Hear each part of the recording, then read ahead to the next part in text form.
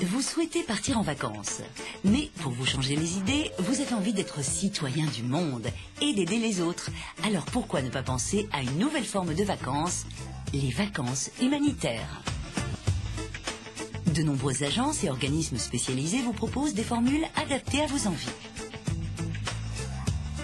Il y a des personnes dont le premier critère va être de voyager, comme je vous le disais, de découvrir une culture, mais de façon moins extérieure qu'en simple touriste. Il y a des gens qui vont chercher vraiment à aider, donc qui vont partir dans des structures locales, plutôt dans des missions de type humanitaire, où ils vont travailler au jour le jour, être au plus près des enfants, apporter leur savoir-faire sur place. Et puis il y a des gens qui y vont aussi pour progresser, c'est-à-dire acquérir une expérience, renforcer leur CV dans le cadre des stages, et puis tout simplement avancer dans leur développement personnel. Donc on retrouve chez toutes les personnes qui partent avec nous un peu de ces trois idées, aider, voyager, progresser, à différents niveaux chez chacun.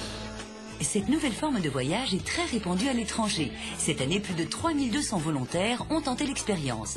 Et ça n'est pas de tout repos, comme nous le raconte Patricia, qui a participé à un tel voyage.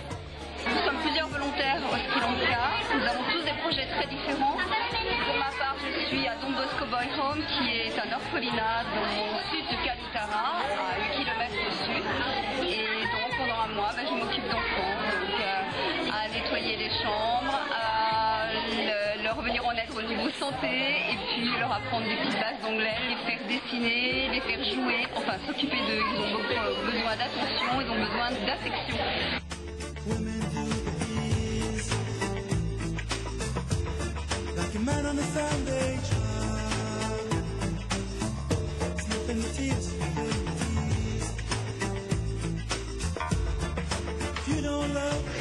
Le dimanche, en fait, je partais avec les enfants de l'orphelinat, les plus grands, et je partais en fait dans un village. Ce village avait été choisi auparavant par l'équipe. C'est un village pauvre, voilà. Et les plus grands donc venaient avec des livres et ils s'installaient dans les champs, sur des nattes. Ils prenaient les livres et ils appelaient les enfants pour qu'ils puissent écouter les histoires. Ces enfants qui ont été recueillis dans un orphelinat, qui n'avaient plus rien, eux, à leur tour, cet orphelinat leur permet d'aller donner aux plus pauvres. Les enfants m'ont apporté, je pense, beaucoup de générosité, le sourire, la façon de vivre qui est une vie joyeuse. Donc vous allez là-bas, vous savez qu'ils sont dans un orphelinat, qu'ils sont dans une situation difficile, et pourtant ils sont tellement joyeux que vous vous dites, allez, on continue, pour leur donner aussi notre joie, notre partager avec eux.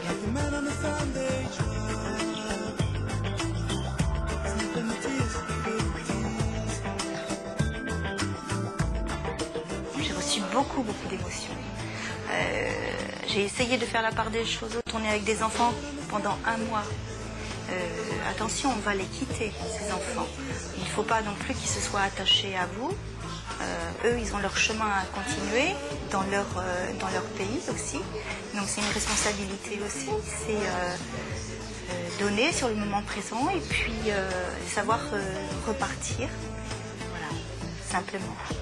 Parmi les missions qu'on propose, on a par exemple des missions environnement, où là les volontaires vont être plongés en pleine forêt amazonienne, et puis donc faire tout un travail assez diversifié de terrain, dans le cadre de cette mission environnement pour préserver les écosystèmes. Donc ça peut être recueil de données, ça peut être aussi du travail un peu physique, de construction,